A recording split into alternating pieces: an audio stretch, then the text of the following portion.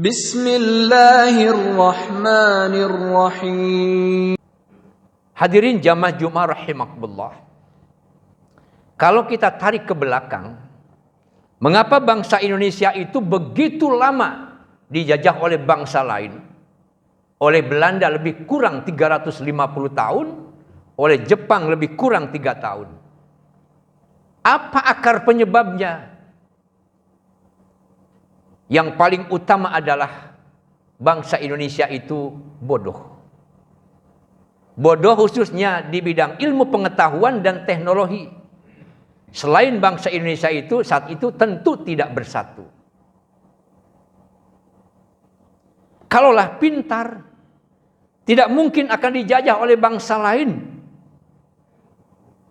Bahkan mungkin sebaliknya, menjajah bangsa lain. Kebodohan selalu menjadi petaka bagi suatu bangsa atau bagi manusia manapun, dan selalu menjadi mangsa dalam tanda kutip bangsa lain. Maka penjajah pun selalu berusaha bagaimana negara yang dijajah, bangsanya, rakyatnya terus berada di dalam kebodohan. Sebagaimana yang bangsa Indonesia alami pula. Meskipun ada sekolah-sekolah tertentu yang didirikan oleh Belanda. Tapi itu pun tujuannya bagaimana supaya membantu Belanda dan membenci bangsanya sendiri. Kebodohan adalah musuh manusia nomor satu. Maka Rasulullah Shallallahu Alaihi Wasallam pun pernah bersabda, La khaira fi man kana min ummati laisa bi'alimin au muta'alim, atau wala muta'alim, wala muta'allim. Tidak ada kebaikan pada umatku jika tidak ada orang yang pintar dan tidak ada orang yang mengajar. Ini menunjukkan bahwa ilmu pengetahuan dan pendidikan pada umumnya adalah hal yang sangat prinsip bagi suatu bangsa jika ingin maju. Pengalaman pembangunan di berbagai negara berdasarkan penelitian membuktikan bahwa tanah yang subur, sumber kekayaan alam yang melimpah, tenaga kerja yang banyak bahkan mungkin handal, dan bantuan modal asing yang banyak atau melimpah, ternyata tidak menjadikan jaminan untuk kemajuan suatu bangsa. Kemajuan pembangunan, kemajuan suatu bangsa hanya bisa melalui perbaikan, perluasan, dan peningkatan kualitas pendidikan. Inilah urgensi dan prinsipnya suatu pendidikan di dalam suatu negara atau satu komunitas. Karena di dalam pendidikan akan berkembang sejumlah nilai yang positif, seperti pengetahuan, wawasan, inisiatif, disiplin, kritis, rajin, tekun, dan lain-lain, yang merupakan modal-modal bagi pembangunan suatu bangsa dan masyarakat. Maka masih relevan apa yang disampaikan oleh Ki Hajar Dewantoro dalam pedoman dasar perguruan taman siswa pada bab 4 pasal 13. Pendidikan yang baik adalah yang dapat membangun anak didik menjadi manusia yang merdeka, lahir batin, luhur akal budinya, sehat jasmani dan rohani, sehingga menjadi anggota masyarakat yang berguna dan bertanggung jawab atas kesejahteraan bangsa dan tanah air serta manusia pada umumnya. Tahun 70-an atau awal dan pertengahan 80-an, Malaysia berkiblat ke Indonesia dalam hal pendidikan. Sehingga banyak pelajar, mahasiswa yang dikirim ke sini. Termasuk bahkan Singapura. Sampai pada era tahun 80-an. Tapi kini mereka tidak mau lagi berkiblat ke Indonesia. Karena mereka sudah jauh lompat, sudah maju melebihi Indonesia.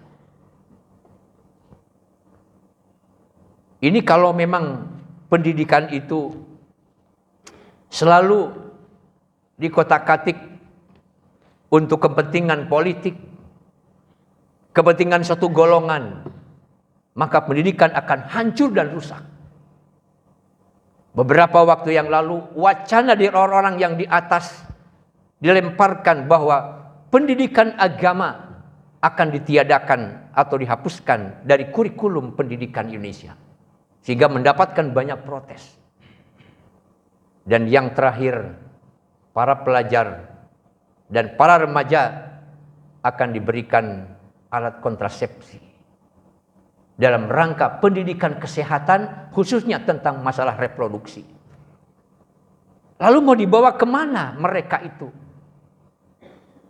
Padahal pendidikan akhlak, pendidikan budi pekerti, pendidikan mental adalah pendidikan yang paling prinsip di dalam membangun suatu bangsa, sehingga mereka menjadi bangsa yang maju ke depan.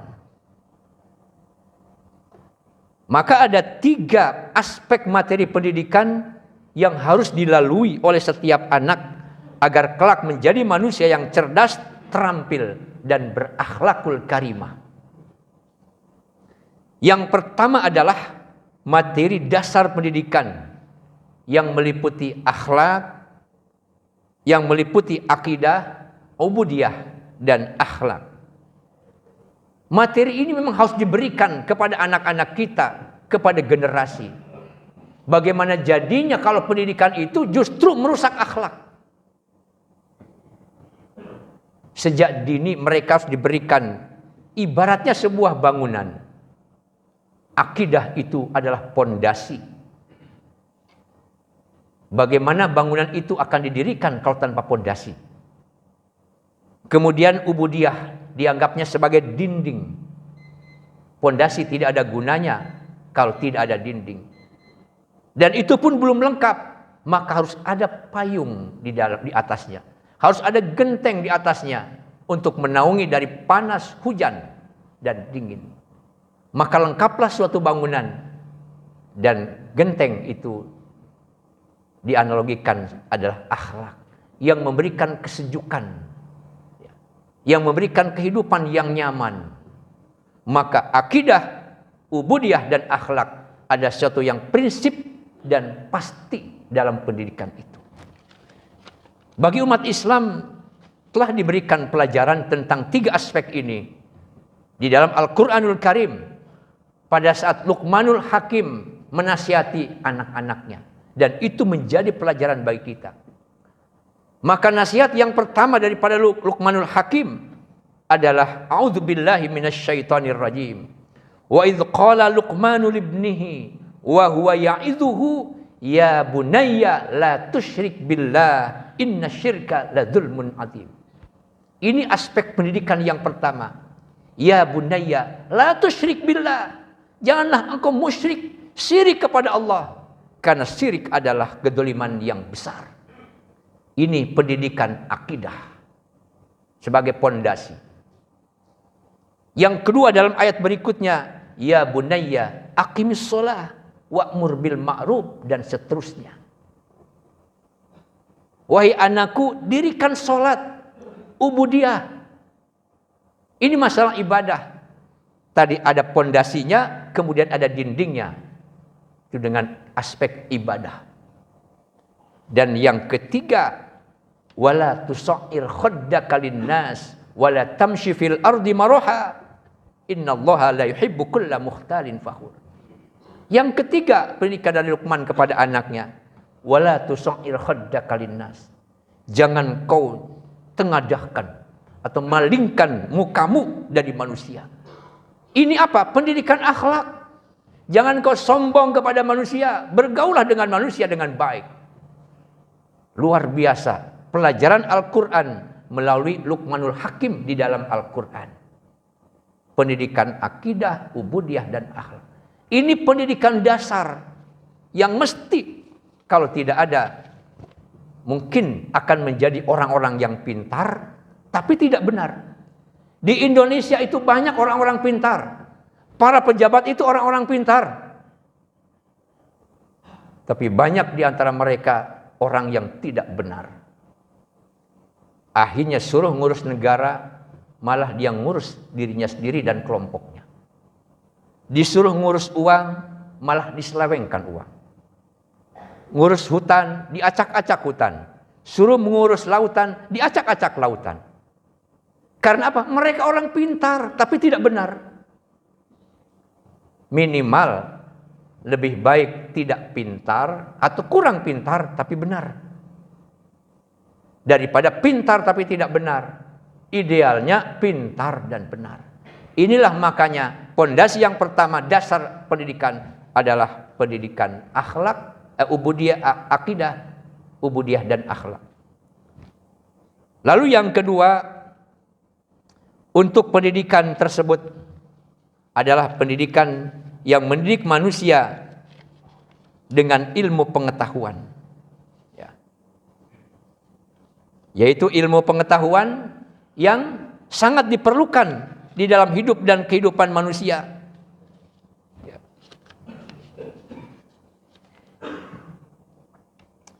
Kehidupan manusia di mana manusia itu akan bersaing dengan masyarakat lainnya. Ya.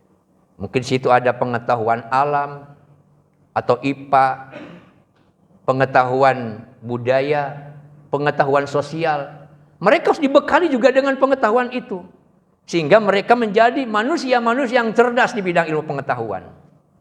Jadi tadi setelah pengetahuan dasar, kemudian pengetahuan lanjutan yang lainnya yang kedua. Mereka menjadi orang pintar. Karena kita dibutuhkan manusia-manusia yang hebat, manusia-manusia yang cerdas. Atau manusia-manusia di Indonesia ala Habibie, mantan presiden Indonesia. Yaitu orang-orang yang cerdas tetapi berakhlakul karimah. Kemudian yang ketiga adalah pengembangan keterampilan. Ya.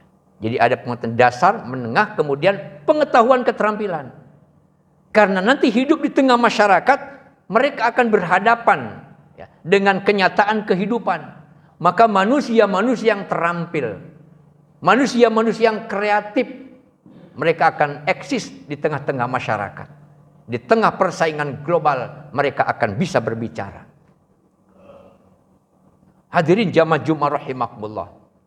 Maka supaya manusia Indonesia atau bangsa Indonesia itu tidak dijajah lagi, maka jelas mereka harus menjadi orang-orang yang pintar, cerdas dan berakhlakul karimah. Maka yakin Indonesia akan maju. Tidak menunggu 45 tahun lagi. Atau tidak menunggu 2045. Sebelum itu pun insya Allah dan yakin. Ini sangat tergantung kepada bagaimana para pemimpin bangsa Indonesia membawa Indonesia ini. Hadirin rahimakumullah.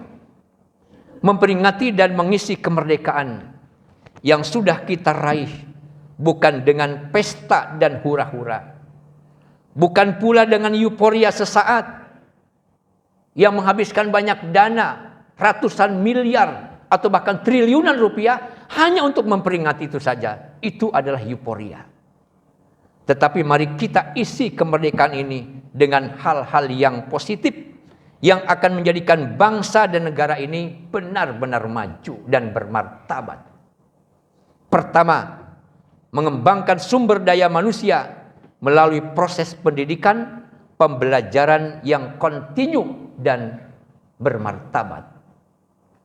Yang kedua, merekatkan komponen bangsa dengan mempererat kesatuan dan persatuan bangsa agar kita menjadi bangsa yang kuat dan tangguh. Tiga, cintailah hasil karya dan produk dalam negeri atau bangsa kita. Tanamkan kebanggaan bahwa bangsa kita bisa maju dengan karya-karya sendiri. Jangan terlalu bangga dengan ekspor lah namanya, dengan bikinan luar negeri lah namanya, dan lain-lain.